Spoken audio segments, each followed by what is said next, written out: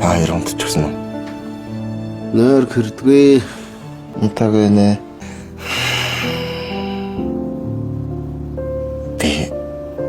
Тэр багш ялхан хоёртой хоороход тэр нэг бичгэн зүрхийг цохилж байгааг хараад энэ сургалтын төлбөр тэр элдв янзын асуудлууд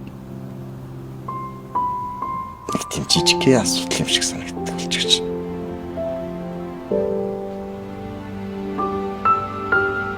Угаасаа тасаад ирэхээр